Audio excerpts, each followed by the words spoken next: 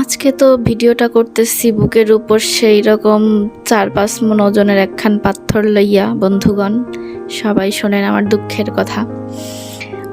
আমার বিয়ের একমাত্র শাড়িটা, মানে যেটা পরে আমি কবুল করেছিলাম, সেই শাড়িটা ভেবেছিলাম যে সুন্দর মতো আমি স্মৃতি হিসেবে রেখে দিব। 2-1 বার পরাও হয়েছে, যত্নও নিয়েছি।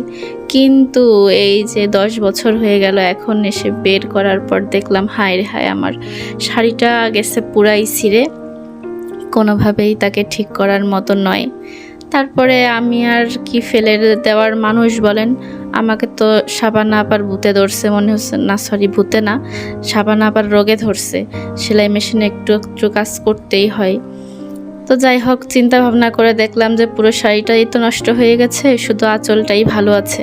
তাহলে সেই আঁচলটা দিয়েই না হয় কিছু একটা করে দেই, আমারটা তো কিছু হবে না। তারপরে মেয়ের